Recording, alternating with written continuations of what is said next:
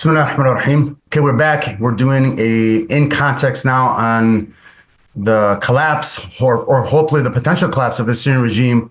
And a big question is why now and why in general?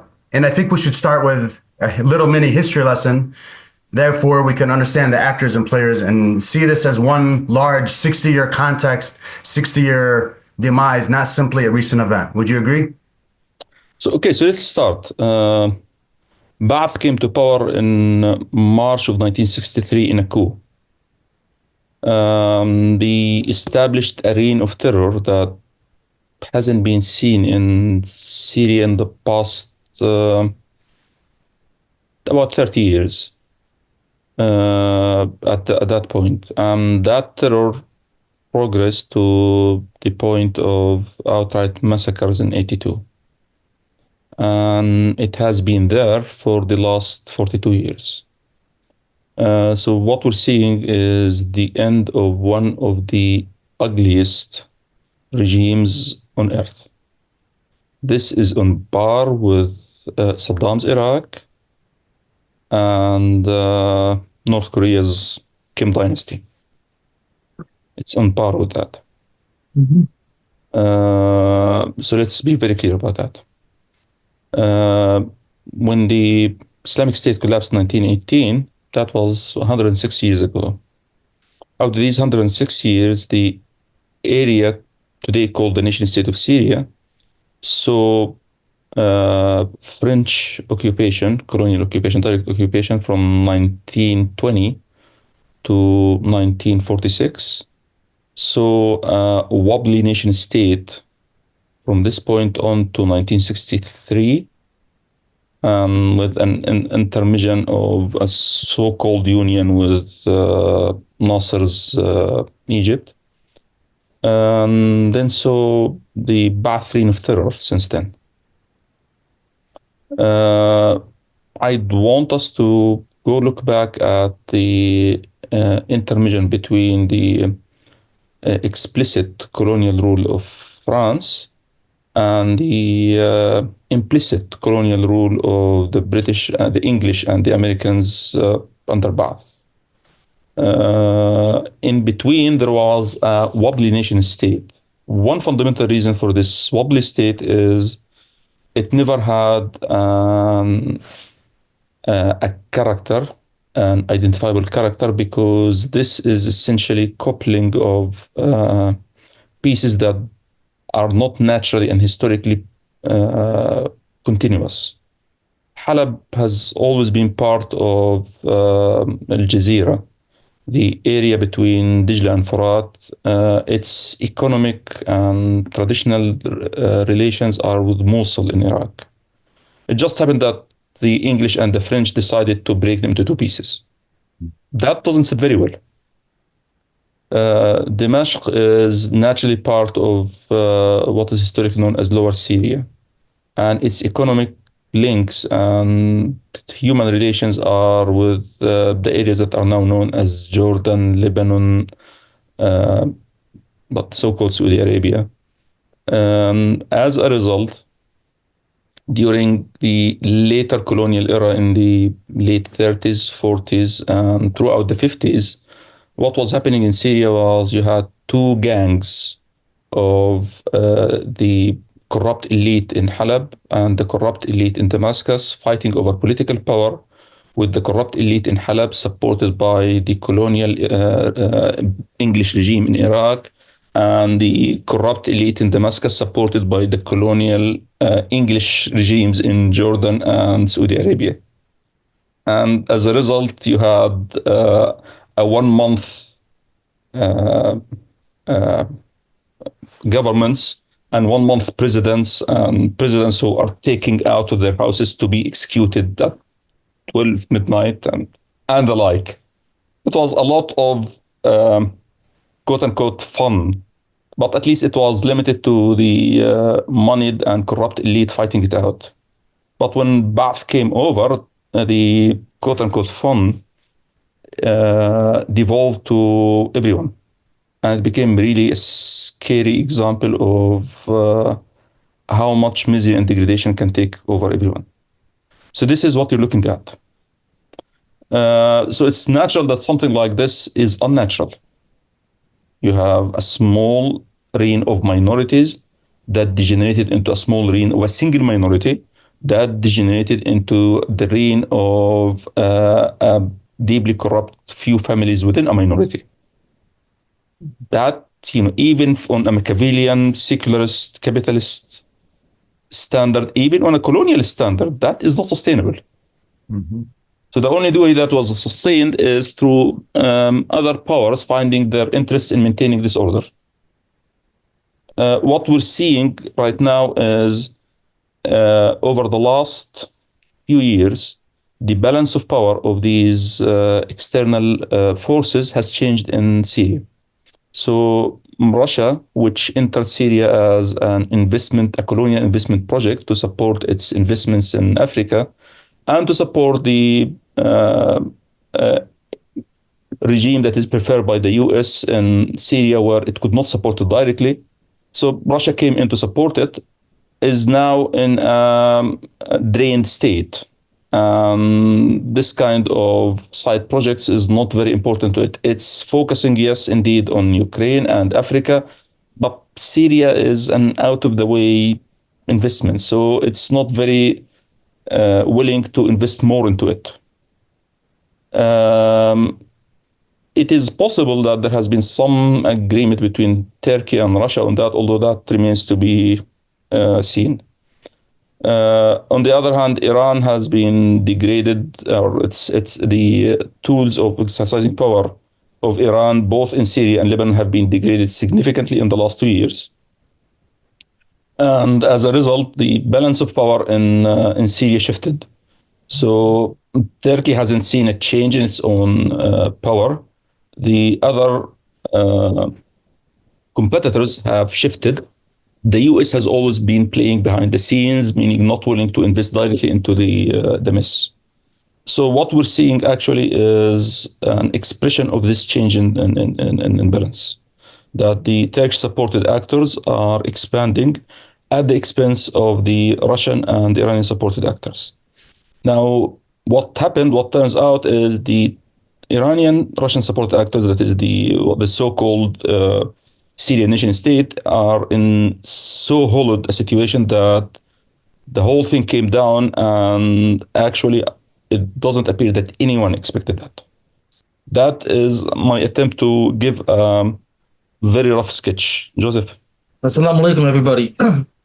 Yeah, that sounds about right. I'm not really an expert on the early pre-Ba'ath era of Syria, but I do know a little bit more about the Ba'ath era, specifically after 1970, and when they had what was it called, the Reformation? They had some kind of power shift happen. I can't remember the exact name off the top of my head. The 1970 coup, the Assad 1970 coup, is called the حركة تصحيحية. Yeah, Yeah. Okay. So, and then obviously things got worse. There was conflicts up into the 70s, and then in 1982 really culminated the one of the worst massacres. It's sadly probably one of the least known about massacres outside of the region. You go to your typical American. I'm speaking now as a sort of my white Midwestern, Christian growing up background. I guarantee you nobody ever heard of the Hama massacre. Nobody knows nothing about it. If you guys think that people don't know about the Bosnian genocide all that much, well, I'm sad to say that virtually nobody outside of the immediate impacted population knows about this massacre. Which really, the more I've looked into it on my own, it really is like an Auschwitz kind of situation. It's absolutely one of the most horrific, dehumanizing, barbaric events to really take place. Obviously, not just the 20th century, but overall human history. The mass organized torture and killing and the siege upon the city, just killing anybody, right? So as you said, there's been a lot of animosity and pent-up frustrations amongst Syrians for a long time. And, I think people need to understand, who are not really experts on this, that this conflict isn't just a classic. A lot of people in the West are trying to play it up as just Sunnis and Shias not getting along again. This conflict is definitely, in my opinion, not just something based on different readings of Al-Qaeda and fiqh, right? There's genuine material grievances people's lives disrupted. And one of the most harrowing scenes so far I've seen in this revolution has been all these prisoners being freed from jail.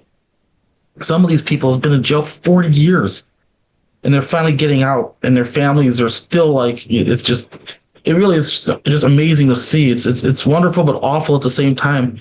I mean, I couldn't imagine seeing my father after 40 years coming out of a torture chamber, and then like he's free all of a sudden. It just must be just such an experience you can't even really put words into, right? So now getting to the more concrete part, I think what happened was, in my opinion, I feel like, feel free to disagree, but I don't think you got to disagree, but others might. Like, I feel like the axis of resistance has actually been more of a hindrance to genuine resistance. And now that they are basically the axis of non-existence, I think that actually bodes better for the long-term prospects for the region, not just in Syria, but even in Palestine.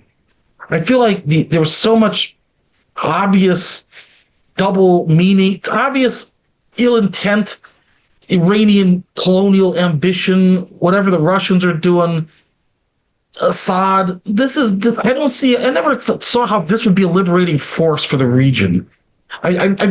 These are a lot of very bad actors, and it just, to me, almost didn't seem right that such a rogue group of actors who have oppressed their own people for so long would be the ones to liberate the Quds. And to me, as a Muslim, it just never seemed like that was going to happen. And I feel like now that this axis of resistance has basically been reduced to tatters, and Iran is probably going to have to retreat inward, I feel now that Arab Muslims are going to be able to finally have a little bit of breathing space. And I think what Trump said a couple hours ago was very important. I don't know if you guys caught this, but Trump literally said in a tweet, "This isn't our problem, we're staying out of it," which is the best possible thing for the rebels. The best possible thing. Because if Trump, the worst possible options, I don't know what would have been worse. If he would have sided with the rebels, then all the conspiracy theories in the world would be spreading about how the rebels are just an expansion, part of U.S. empire, blah, blah, blah.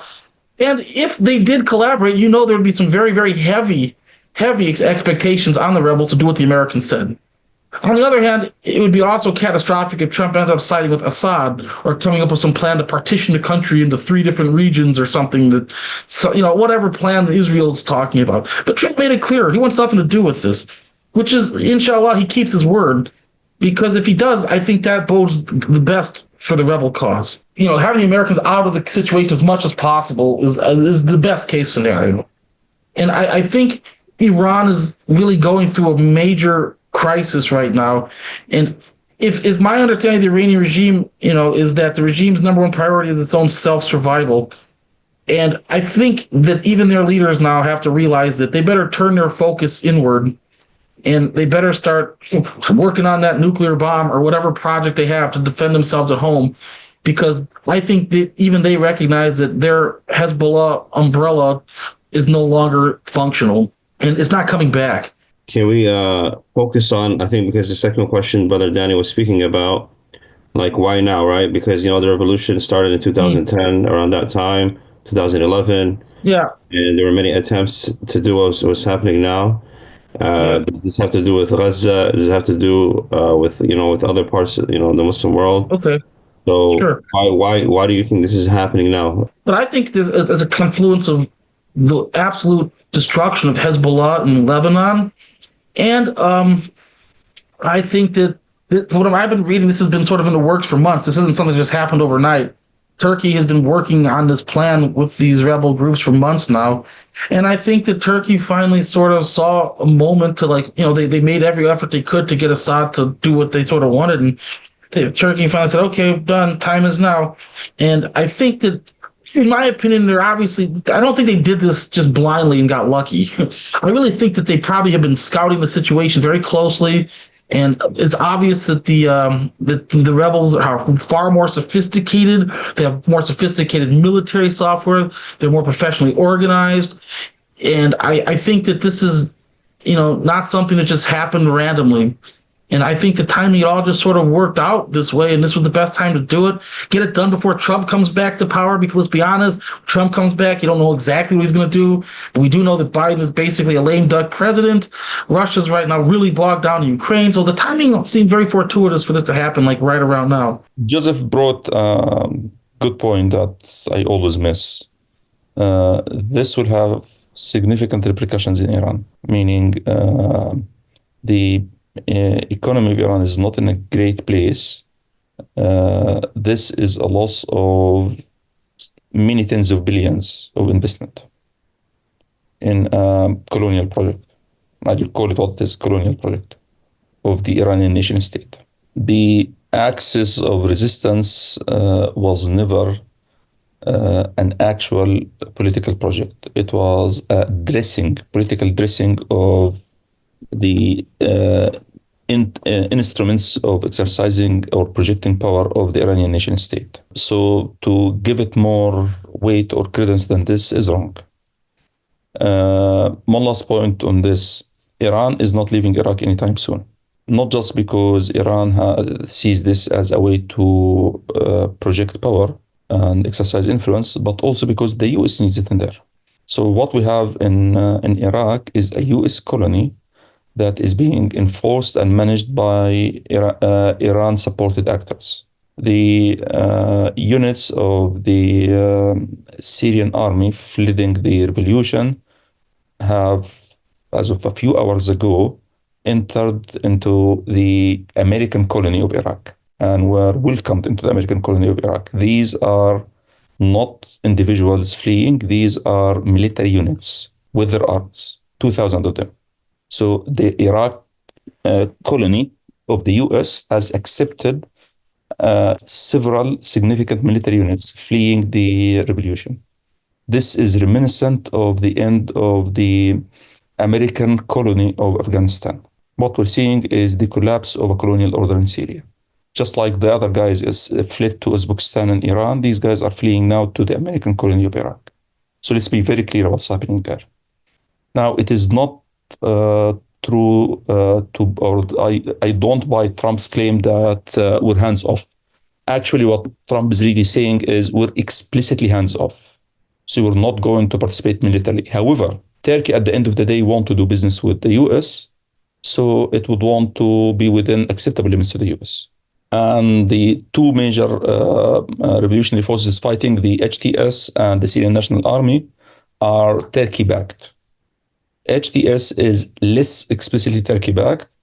The SNA is explicitly Turkey-backed. The SNA is not as disciplined, and there is a lot of highway robbers who, in the absence of travel, shifted to revolutionary, quote-unquote, action as another source of revenue. HTS is not like that, but both of them in the end are within the Turkish nation state influence.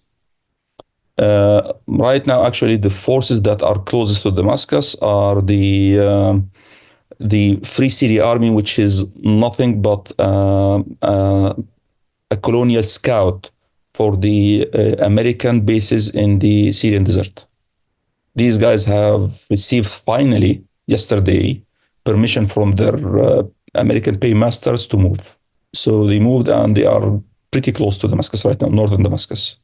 The forces moving from the south have an important element that is also American and Jordanian paid. These guys actually sold out the revolution in 2018, laid out down their arms in return for payments based on Jordan mediation for the benefit of Bashar. So a lot of the people who are fighting with them do not trust them. Actually, some of them are promising to undercut them if they try to do something untoward. So what we're seeing is all of the bad actors are coming out of the woodwork to feed. That doesn't mean that what's happening now is bad. Actually, it's the best that could have ever been expected. We are seeing the collapse of a 63-year reign of terror, so you can't say this is bad. But what we can say is, if this continues towards playing nice by the nation-state rules, then what is going to happen there is what happened in Egypt, Libya, and Tunis. You play nice by the Western colonial nation state rules. As soon as they see a good servant emerge, they push them on, or they even don't push them on. These are opportunists. They jump on the rule with Western support because these are trustworthy people. Actually, the Western media are already saying that we are afraid that this is going to cause instability in the region. Because if we're free, then this is instability to them. So any ugly actor who can assert power, not control, they will support them to take power. And if people start playing nice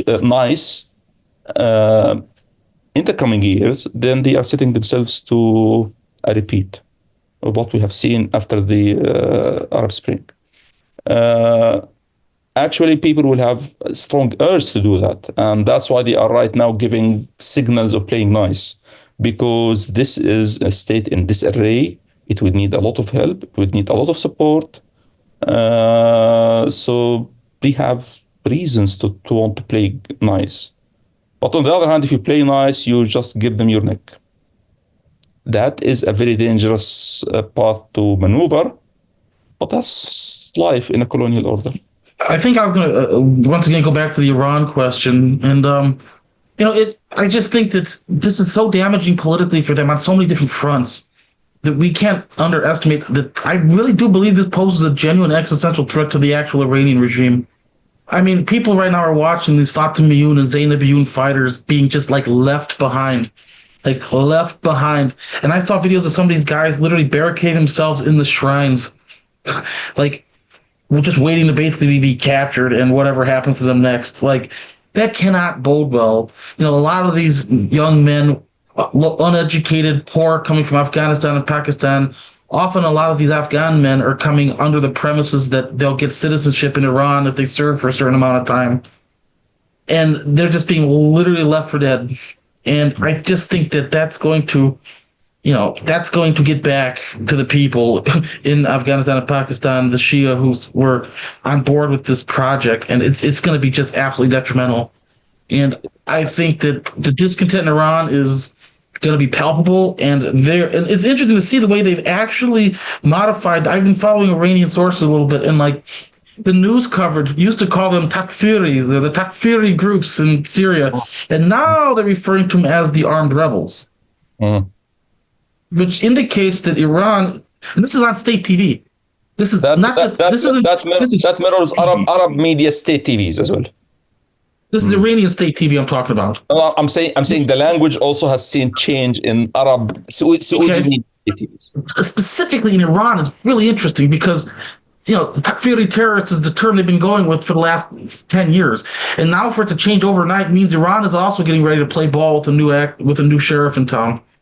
And that has to be absolutely demoralizing for Assad and for any of these fighters that Iran has recruited from Pakistan and Afghanistan, who basically know that they are literally being sold out like in real time.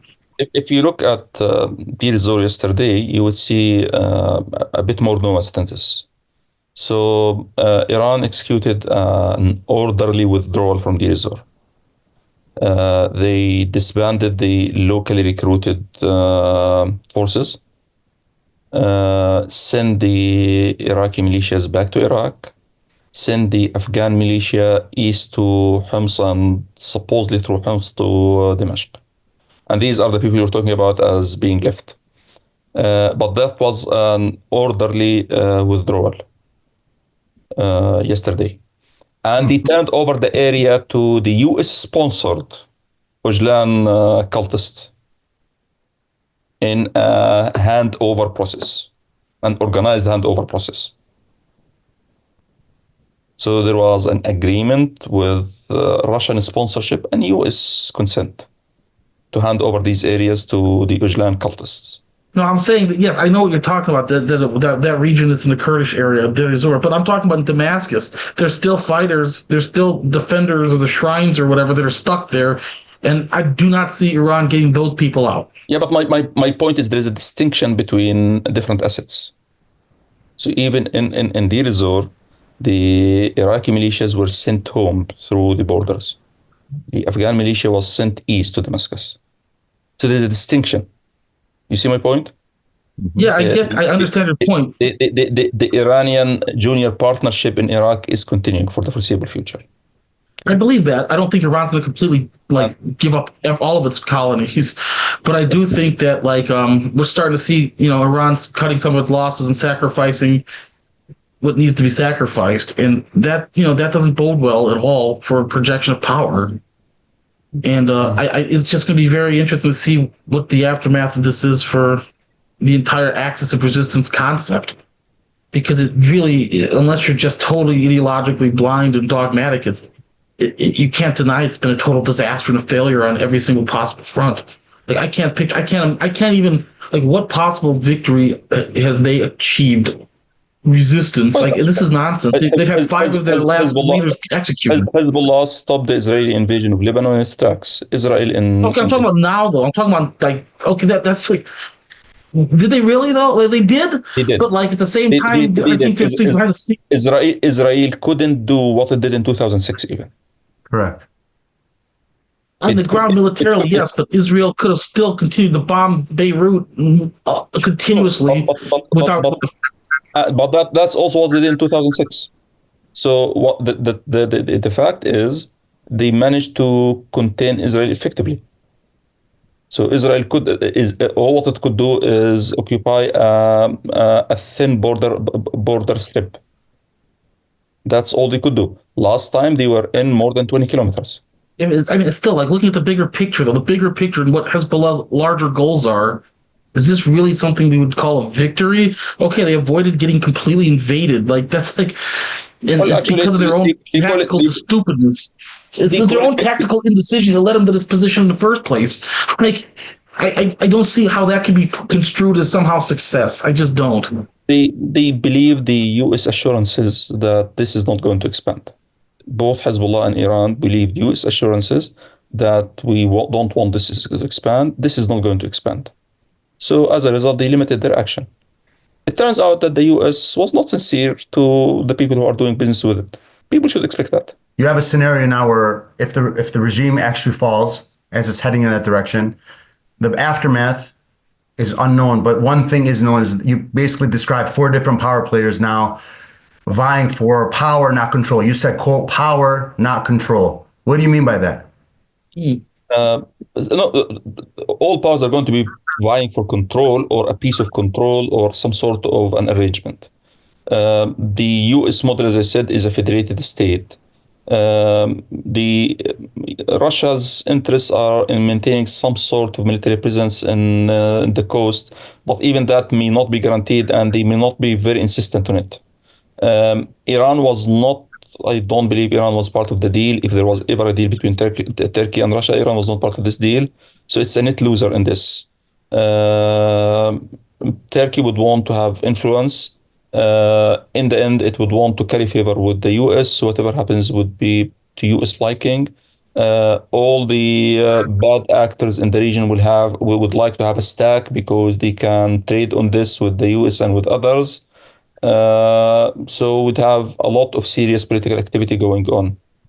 Meanwhile, anyone who wants to get through this to a place where we can emerge out as an ummah will have to be navigating among all of these wolves.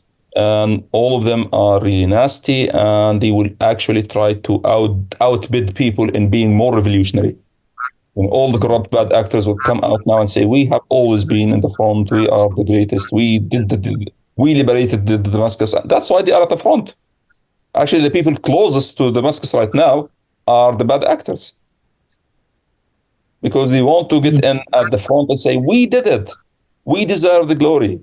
Yes. I think that this is very much mid-20th century. Okay. So, what do you think of this? I once again, if you follow Israeli Twitter, there's a lot of talk about creating a buffer zone just outside Golan that Israeli military actually controls to keep the Wahhabis away from the border. Do you think that's going to materialize? Do you think Israel is going to actually put boots on the ground in Syria to create this buffer zone? Or do you think this is just rhetoric amongst the political chatter class? So this is now fashionable in Israel. So even the northern Lebanese border population who fled during the war uh, do not want to come back until Israel finds a way to secure occupation of a border region in Lebanon so that they are protected from something like October 7th. I think the US is receptive to this because it's their baby. And I think the US would even be willing to do this in Jordan, let alone Syria. However, whether that is going to happen right now, I don't think so, because there is no central orderly force in Syria right now. If the Israelis enter Syria, they can actually get into fights with real people who can kill them. And they don't want that. They want something like the Egyptian and the Jordanian army to protect them. So I suspect this is not going to happen now, but it may happen later, because the US is receptive to this kind of talk.